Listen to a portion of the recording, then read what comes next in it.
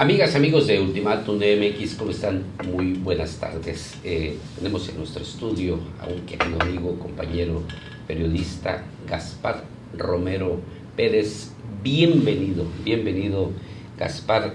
Amén. Qué gusto, de veras me llena de gusto. Quiero compartirles que es fundador de Ultimátum, como jefe de redacción, luego fue nuestro subdirector y pues vivimos la experiencia de cómo inició Ultimátum MX, impreso y digital. Bienvenido, mi querido Gaspar. No, gracias a ustedes, gracias a Ultimátum. Y es un gran proyecto que tiene Samet, la verdad, y muchas felicidades. Que este proyecto sea hasta para las nuevas generaciones que vienen en este nuevo siglo. Muchas gracias. La verdad es un gran proyecto. Gracias. Y los felicito por estar aquí en Ultimátum. Como bien decía, nosotros iniciamos, pero nos quedamos al inicio. Así es.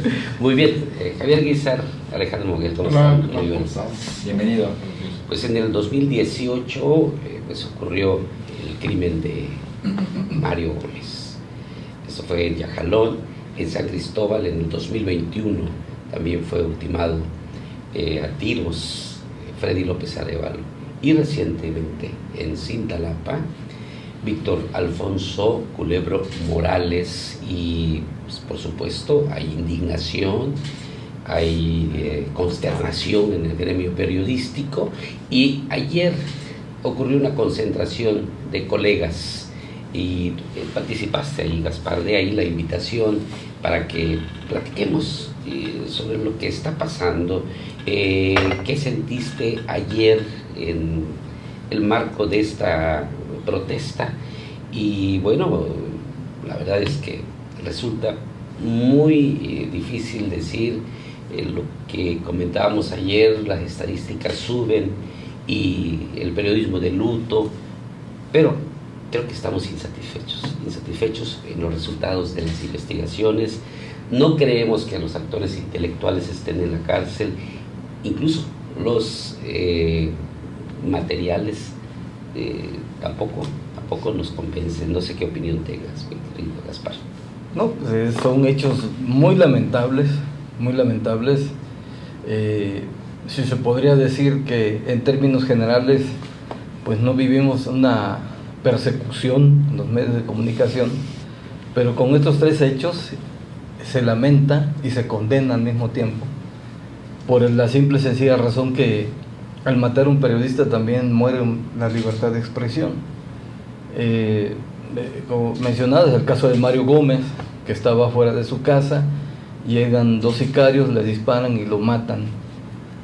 Hasta el momento hay creo que 2 o 3 detenidos, y se juega con esa investigación, con todo ese procedimiento administrativo de la ley o de la justicia, hasta en la versión de que los pueden ser liberados, porque las pruebas que se han reunido pues no son las suficientes, y eso también es lamentable.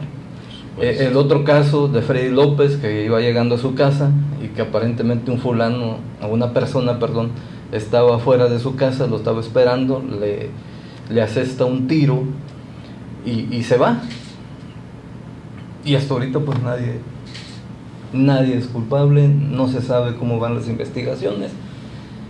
Y ahora pues ocurre esto, ¿no? Ocurre lo de Víctor Alfonso Culebro Morales, que era el director del portal Realidades ahí en Cintalapa, y que eso también ya despierta alertas, porque pareciera aquí que no es porque la autoridad se esté haciendo a un lado, tal vez pudiera estar haciendo su papel, y nosotros como gremios lo que quisiéramos que ese papel pues fuera lo más rápido posible, pero bueno, ellos tienen sus tiempos,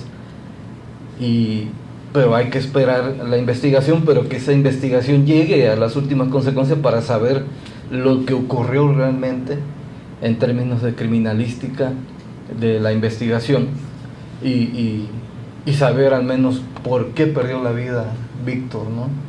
Es un hecho muy lamentable. Hay que mencionar, en la zona donde trabajaba Víctor, en Cintalapa, Ocosocuautla, Berriozábal, Jiquipilas, Es una zona altamente peligrosa, donde vemos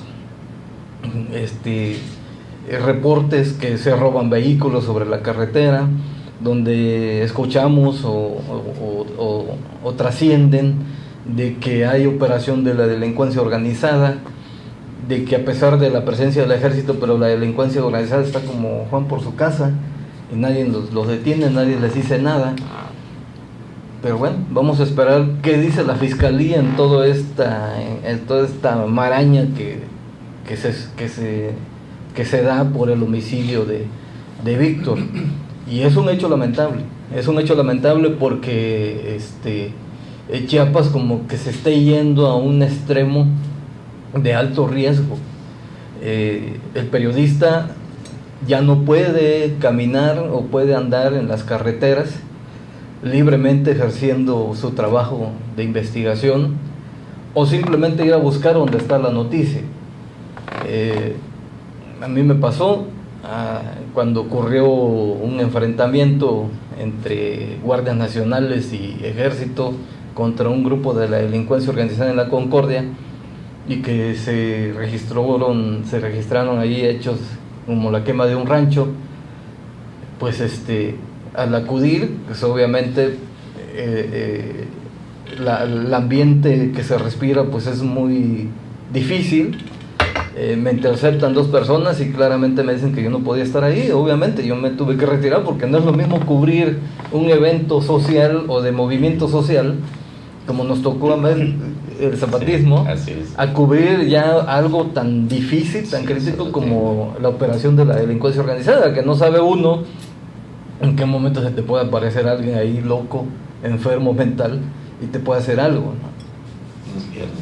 Eso es lo crítico. Y bueno, aquí lo que no vemos es la presencia del ejército, porque le toca al ejército, a la Guardia Nacional, estar presente, estar controlando la zona, y pareciera que el ejército tiene un descontrol de la zona. Llegan a las comunidades y resulta que son corridos porque son acusados de proteger a X o Y grupos de delincuentes. No lo sabemos a ciencia cierta, ¿verdad? Más que son los que viven ahí. Pero a final de cuentas eso obliga a las Fuerzas Armadas a retirarse y no tener una permanencia o estar presente de manera permanente en los caminos, sobre todo en los caminos de terracería, que es donde más opera este tipo de personas, y para mantener ese control o esa mediana paz que quiere la población de la sierra. Eso hace difícil el ejercicio de la libertad o el ejercicio periodístico, porque no podemos entrar. Aquel periodista que lo haga lo tiene que hacer bajo riesgo propio, bajo un propio riesgo, con la esperanza de salir o no salir. Claro. Después recordamos, seguramente ustedes recuerdan, el asesinato de Manuel Buendía en 84, que fue un escándalo internacional porque no ocurría frecuentemente eso. Después, como 13 o 14 años después, Jesús Blancornelas, del semanario Z, allá en Tijuana, Baja California. Y ya luego vinieron otros sucesos contra compañeros comunicadores. Yo recuerdo empezaron a suceder con mayor frecuencia en el sexenio de Calderón, cuando hubo la guerra contra el narco, luego con Peña Nieto, pero eran personajes conocidos ya por ejemplo, de La Jornada, ¿verdad? Hubo ahí algunos asesinatos, pero ahora en el sexenio de López Obrador esto se ha hecho mucho más frecuente, porque pareciera que el presidente, como le ha tenido tirria, dice la gente, ¿no? Coraje, resentimiento a la prensa, deja hacer y deja hacer pasar, ¿no? Deja hacer y deja pasar. ¿Qué crees que sucede con el nuevo sexenio? ¿Tú crees que la doctora Claudia le va a poner mayor atención a eso? ¿O crees que siga la misma tendencia? Bueno, si en verdad le apuestan a la democracia, lo primero que deben permitir es la libertad de expresión. Porque si en un país que no hay libertad de expresión, pues simplemente no hay democracia. Así de fácil. Lo vemos con Cuba, con Nicaragua, con Venezuela, y así otros ejemplos que te puedo poner en el mundo, donde no hay libertad de expresión, y que la libertad de expresión es un factor fundamental para una sociedad creciente, para una sociedad de libertad, y que si en este país, por darle cobijo o permitir la operación indirectamente de la delincuencia organizada, se pierde esa garantía constitucional que tenemos los que ejercemos el periodismo, pues entonces no vamos a crecer como país.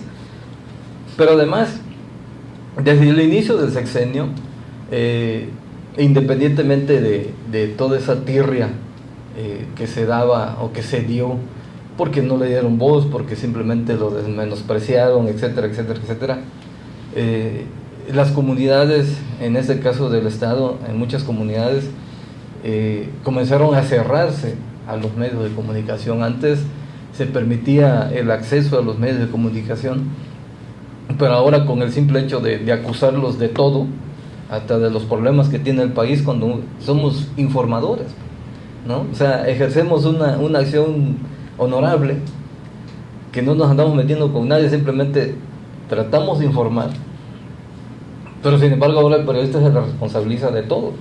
Cuando aquellos que entienden a esta sociedad o son analíticos de los problemas que sufre México, pues saben muy bien que los periodistas no tenemos nada que ver ahí, ¿no? Es el gobierno. Y entonces lo que debemos es pugnar porque México tenga una verdadera libertad de expresión. La relación prensa-gobierno nunca se va a evitar. La relación comercial, eso nunca se va a evitar. Pero si el ejercicio de periodismo tiene que ser a ciencia cierta para que una sociedad esté bien informada. Y si desde el gobierno, por alguna estrategia política, dice, no, es que malinformas porque hablas mal de mí, no estamos malinformando. Simplemente se está diciendo los errores que está corriendo, o la crítica a los errores que está corriendo o que están haciendo esos políticos, que son seres humanos, pero tal vez tienen una perspectiva distinta al desarrollo de México, ¿no?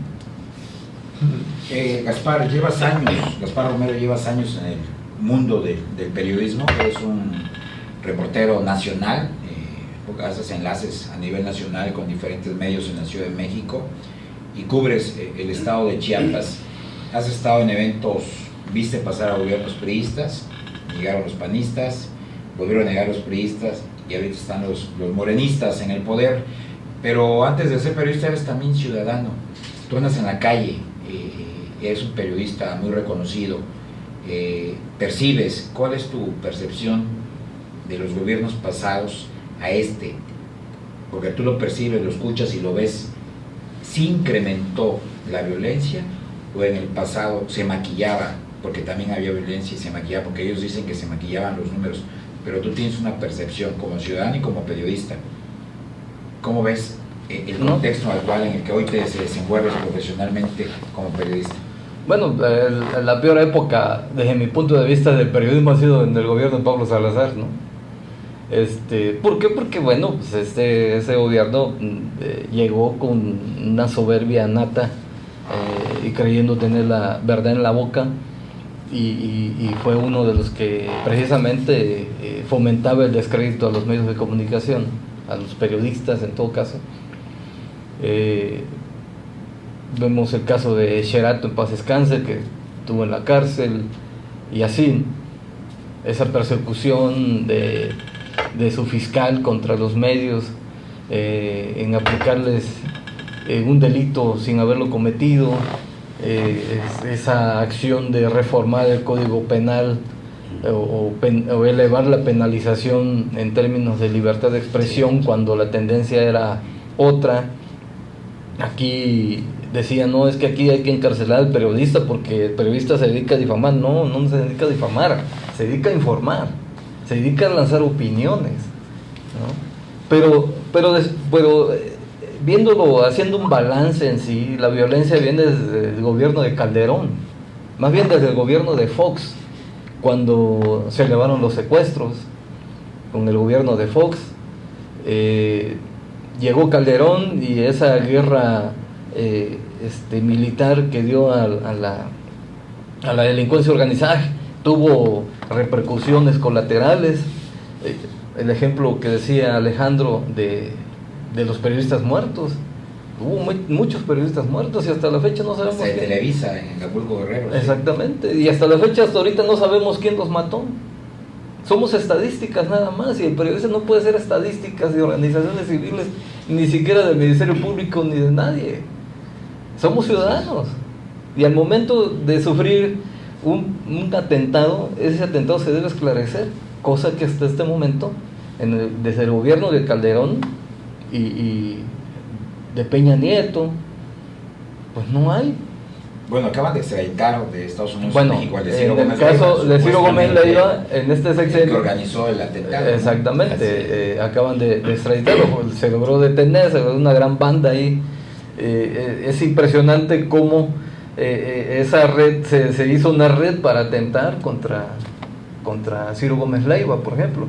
Afortunadamente, pues ahorita están detenidos casi la mayoría.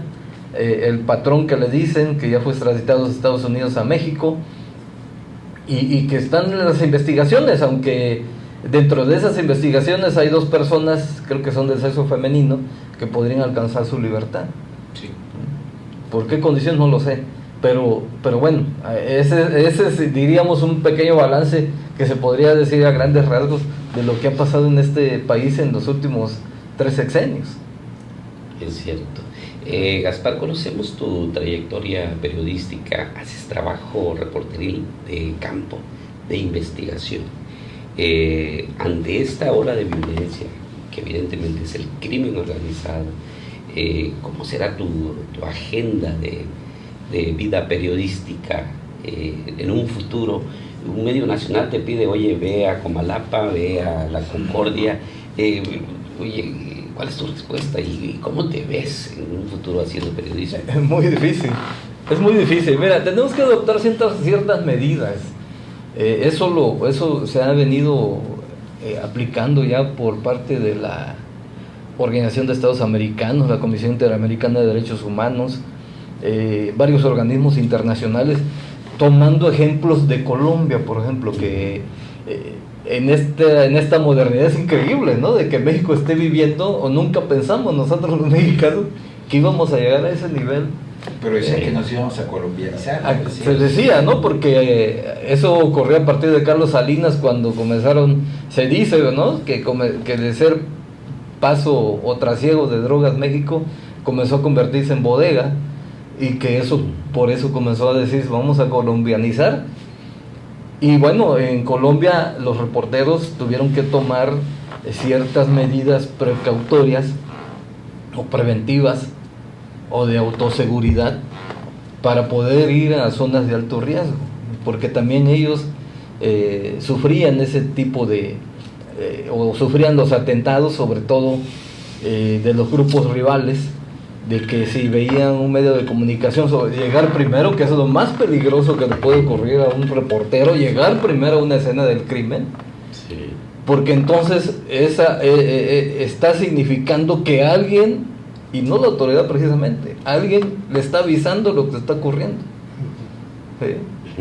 Y es ahí donde se viene los grupos rivales dicen, bueno, ¿por qué ese periodista llegó primero a la escena del crimen si nadie sabía, ¿no? Entonces es el momento que actúan y va la delincuencia y acaba con el periodista. Eso debemos prevenirnos.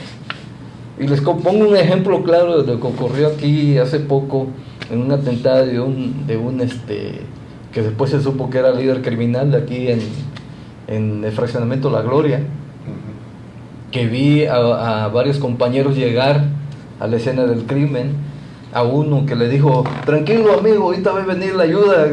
¿Qué onda? O sea, no, es Claro. aparte de estar alterando una escena del crimen, ni acercarse. Sí. La verdad, o sea, es uno de los principios de autoseguridad que debe tener el periodista, incluso su equipo fotográfico, cómo ir a una escena del crimen. Hace poco tuvimos un taller el año pasado de dos periodistas que se han dedicado a cubrir en la zona norte del país, en la zona de alto riesgo, y Y lo que decía, por ejemplo, la Comisión Interamericana de Derechos Humanos, que debe ir con un casco blindado, tu chaleco antibala que diga prensa, Una banderita de paz, ¿no? Notas especiales, ¿no? Sí, claro. Sí, en lugar de llevar un celular, llévate una cámara con un lente impresionante que te permita desde lejos tomar fotografía. Pues ellas nos decían que eso ya no debe prevalecer en este tipo de acciones en este país, porque entonces dice la delincuencia que confunden al reportero con un soldado o con un policía, y lo primero que puede sufrir el reportero de ese tipo de cosas es un atentado. Es algo muy difícil que incluso debemos analizar antes de salir a cubrir una escena donde tuvo participación la delincuencia organizada, que está desatada, porque no sabemos si vamos a regresar. Podemos ir a frontera con Malapa. Yo fui, no se acuerdan, entró el ejército y caminé en las calles.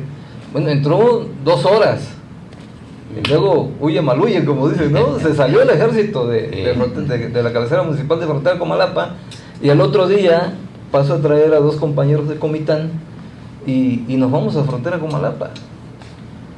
Entonces te topas con gente que por ejemplo te dice, le cuido la troca, jefe, no sé por qué, no es un lenguaje natural de Chiapas, por ejemplo. Sí, troca es norteño. Claro, ¿no?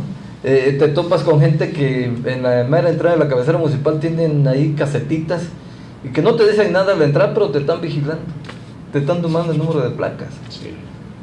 Entonces lo mejor es retirarte, pues, porque no sabes realmente lo que puede suceder. Obviamente si no vas a cometer o hacer un acto diferente al ejercicio periodístico, no te tiene que pasar nada, porque al final de cuentas el periodista pues no está involucrado ni de este ni del otro lado, simplemente va a checar cómo está o a tratar de informar de lo que está ocurriendo.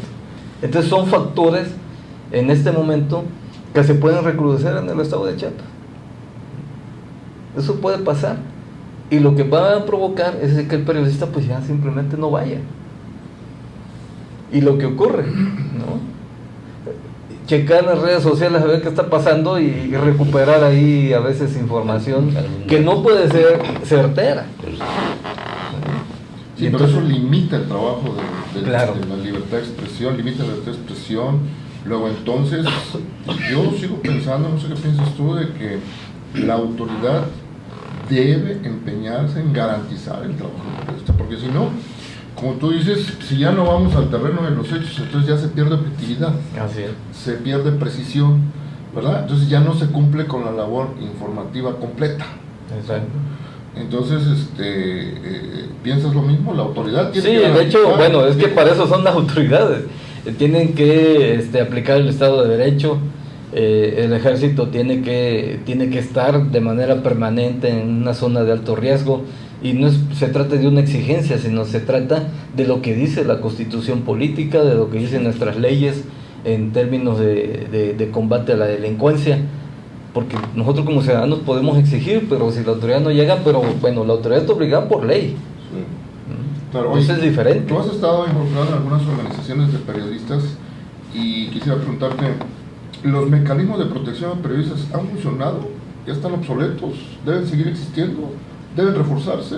Porque hemos visto que aunque tengan cuidadores, los matan. Es que, bueno, una cosa son las medidas cautelares, y otras cosas son las medidas de autoprotección. No, estas yo creo que se deben reforzar de acuerdo a la realidad de cada zona geográfica. Se debe reforzar, se debe aplicar. No podemos acudir, incluso no acudir solos a cubrir una escena del crimen organizado, o sea, porque es lo mismo, es el alto riesgo que hay. Y entonces los mecanismos de autoprotección se deben estar ya aplicando aquí en todo lo que es el gremio periodístico, así sea un pueblito más pequeño del estado, o nosotros que estamos en la capital y vamos a zonas de alto riesgo. Se debe aplicar esas medidas de autoprotección del periodista. Avisar a la familia, avisar incluso a la misma autoridad, avisar a los organismos pro derechos humanos en dónde vamos a estar, llevar el equipo necesario para al menos proteger el cuerpo y evitar recibir un balazo, porque hay que hablar en esos términos, o sea, porque si vamos a andar hablando, no, es que mira, que aquí no va a pasar nada, porque, bueno, no va a pasar nada si no salimos a hacer un trabajo de campo, eso es cierto, o no nos va a pasar nada porque nos vamos a limitar a decir, bueno, es que si voy, corro el riesgo de ya no regresar, entonces mejor nos quedamos, y lo más recomendable a veces es no ir. Sí, yo me refería al mecanismo de protección que te da el gobierno. Cuando ven que estás de alto riesgo, te mandan gente... Sí, las medidas cautelares que se emiten. Bueno, lo que pasa es que las medidas cautelares se dan cuando un periodista está bajo riesgo, de que ya sufrió una agresión y que esa agresión se puede repetir, entra la autoridad, te aplica cierta medida cautelar, que es estar ya te sea que te pone una escolta, o alguien que te cuide, o alguien que nada más llega a tu casa, porque ahora resulta que ese tipo de medidas cautelares, yo las tuve, ya las voy a tener 2 veces, llegan los policías y lo primero que hacen, ¿cuánto te costó tu casa? ¿Cuántos hijos tienes? Le toman foto a tu casa, le toman foto a la placa de tu carro. Bueno, uno no sufre a final de cuentas nada, ¿no? Pero creo que no son las indicadas, no son las indicadas, porque el periodista lo que quiere es protección, no desconfiar de alguien que lo está cuidando, ¿no? A mí de nada me sirve decirle a un policía cuántos hijos tengo, o que si es mi caso, que se alquilo, porque al final de cuentas pues no la robé, pero creo que no son los términos indicados que debe llegar un policía cuando el periodista está en esa constante o en ese delirio de que van a atentar contra su vida, que va a sufrir un golpe o alguien lo va a llegar a golpear, etcétera, y que nomás te digan, ¿sabe qué, señor? Aquí está mi número, y si usted anda por el parque y si sube, ahí me habla. No, yo creo que no, pues, o sea, entonces, por lo tanto, ese tipo de medidas cautelares pues no funcionan como se aplican. Eso es lo que les puedo decir en ese sentido. Yo tengo una pregunta. Fíjate que yo recuerdo, y lo decía Alejandro, cuando intentan asesinar a Don Cornelas en Tijuana, director general del periódico Z. De hecho, en una esquina queda un sicario, parecido el tipo. Si lo ves, no creía que es un sicario, y queda con el arma en una esquina doblado. Y se escuchan esas palabras de sicario y las ves tan lejanas que jamás las crees tan cercanas y que empiezas a vivir. Y lo más preocupante, yo que soy académico y que me interesa mucho el tema de educación, es que hoy hay una narcocultura, y lo más preocupante es que en eventos culturales, en ferias, contratan a grupos que reproducen narcocorridos y que son ejemplos para muchos niños y niñas y adolescentes como algo de poder, riqueza, placer, vivencia, ¿no? Esos narcocorridos están presentes. Si tú ves las carteleras de los ayuntamientos ahorita, te puedo mencionar el de Palenque, viene a la feria, hay grupos musicales que reproducen los narcocorridos. Yo creo que sí se tiene que legislar en ese tipo de temas, donde bares, cantinas y están poniendo los narcocorridos, y bien o mal te están inyectando la información. Ves series de Netflix y te ponen a un jefe de una plaza, tipo modelo, ojo azul, guapo, y piensas que todos los que se dedican a ese tema tan complicado le ponen la vida como si fuera tan fácil. ¿Tú crees conveniente? Yo sí te puedo decir que para mí sí tiene que legislarse. ¿Crees conveniente legislar que bares, restaurantes, amén que diga cantina es solamente narcocorrido, ¿no? Que tú sepas, y si ya tu decisión entras, no entras, pero en ferias donde llevan niños y niñas con familia y hay grupos musicales que lo único que las 12 o 15 canciones que van a cantar en banda son narcocorridos? Entonces, ¿tú crees conveniente? No, Hay que legislar, hay que hacer algo, porque tenemos que Es hacer algo. que, es que finalmente lo que están haciendo es fomentar la violencia. Por supuesto. Están fomentando la violencia con ese tipo de grupos, con ese tipo de canciones. O sea, ¿quiénes escuchan eso? ¿Qué nivel cultural tiene la gente que escuchan los narcocorridos? Entonces, de acuerdo al nivel cultural, esa es la manera que lo vas a entender. ¿Sí? O sea, no es lo mismo que lo escuche un académico o un periodista a que lo escuche, y no es menospreciar, pero se trata de nivel cultural. ¿Sí? A que lo escuche Juan Pérez. Entonces, está recibiendo un cierto nivel de información en esa canción y le está creciendo la adrenalina en el cuerpo que ratito se quiere parecer a... Porque de niños, nosotros, ¿qué decías? ¿Qué quieres ser? ¿Bombero o policía? Hoy le preguntas a un niño y dice, quiero ser narco. Sí, no, pero además lo que ocurre en el norte del país, que las muchachas pues prefieren ser novias de un narco porque les da cierto estatus social, les da dinero, les da poder, entonces se quieren reflejar ahí, ¿no? Y sí es gravísimo. Y no solamente Palenque, hace poco San Juan Chamula, el 24 de junio, celebró la fiesta patronal y llevó a ese tipo, no sé cómo se llama, un cantante ahí que es dedicado a narcocorrido. Y así te puedo decir otros municipios que no quiero mencionar su nombre, pero la verdad, o sea, es sorprendente cómo, no sé si le sale más barato, que yo lo dudo que salga más barato contratar ese tipo de grupos porque son caros ya. Y todo lo que te genera a posterior ese tipo de canciones. Porque generas violencia. Claro, es el generador de violencia. Algunas estaciones de radio en el norte del país decidieron censurar ese tipo de canciones, de estarla pronunciando en las estaciones de radio, precisamente para inhibir un poco la violencia. Aquí en el estado, aunque tal vez yo no escucho casi más que solo 2 estaciones de radio por noticias, pero las radios piratas son las que más están repite y repite y repite ese tipo de canciones. Si no se llega a un control fuerte de parte de las autoridades para evitar ese tipo de cultura, pues entonces no podemos estar físicamente combatiendo, no pueden estar, más bien, no puede estar la autoridad físicamente combatiendo a un delincuente cuando aquí se está descargando una información todos los días, a cada hora, a cada minuto, diciéndote quién es fulano, quién es quién es el otro, y que no sé qué, ¿no? O sea, y que si manejas esta arma y no sé qué, muchas cosas así que está llegando a la juventud. Entonces, imagínate ese joven de 13, 14 años, cuando sea mayor de edad, cómo se va a sentir, más si no logra un propósito, porque también el ser humano, llámese hombre o mujer, cuando no logra un propósito en la vida, pues busca alguna vía fácil que le permita, pues, ¿no? Yo me acuerdo que un político dijo, ¿no?, en campaña, tenemos que ser las anfetamínas del próximo por ejemplo, gobernador. Que luego fue director de deportes.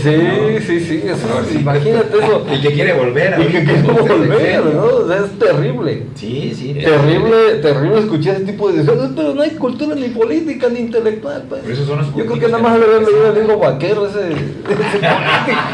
En serio, o sea, como un discurso así, ¿no? Ante las masas, ¿no? Sí, Terrible. Así es. Muy bien, Gaspar, gracias por estar con nosotros, y me gustaría si podemos concluir 2 temas. ¿Has vivido alguna amenaza muy fuerte? ¿Qué es lo más álgido, lo más riesgoso, lo más peligroso que has tenido durante tu trayectoria periodística? Porque, insisto, tú investigas, vas al campo, al lugar de los hechos, y por un lado, y finalmente, ¿qué le dices a nuestros compañeros del gremio, y qué le dices a las autoridades en este nuevo escenario del ser periodismo? No sé, una vez me amenazaron, pero a veces las amenazas, pues mientras no sean más allá de lo, si se podría decir, normal, pues no pasa nada. Cuando me pusieron la primera medida cautelar por parte de la Fiscalía de Periodistas, que afortunadamente no pasó a mayores, ¿no? Lo que puedo decir dentro del ejercicio periodístico, sobre todo a los compañeros que andan en la calle buscando la noticia, es que se cuiden.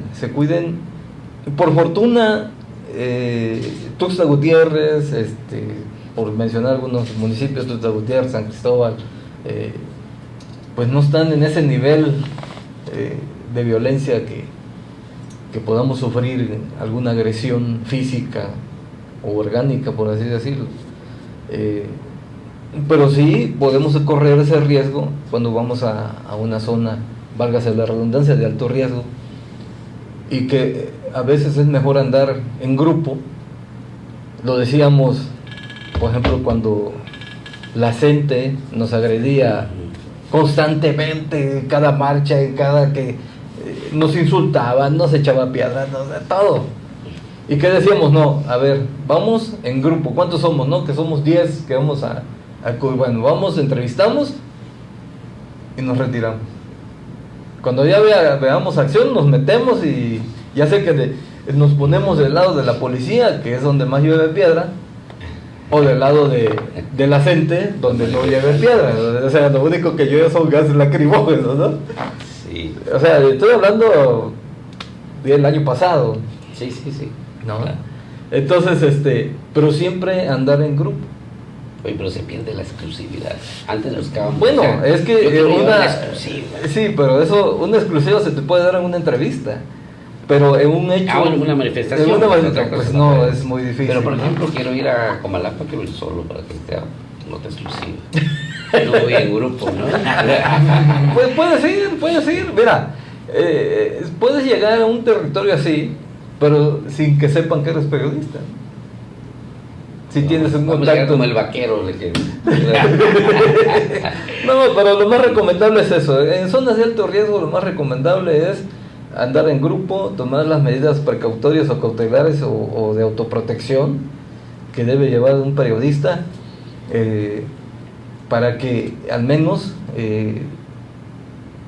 podamos darle la cobertura necesaria, analizar bien la información, porque esto también es importante. La información, o sea, no podemos andar diciendo es que el cártel no sé qué, es que este cártel es este cártel le pega a o este cártel le pegó a este otro, porque no es el papel del periodista estar mencionando los nombres de los cárteles. Es como fomentar también una cultura de violencia, pues. En ese caso hay que tomar esas medidas por autoseguridad. Así es. Muy bien. Gaspar Romero, gracias por estar en Ultimátum, tu casa. Gracias. Concluimos la entrevista. Gracias. Buenas tardes. Gracias.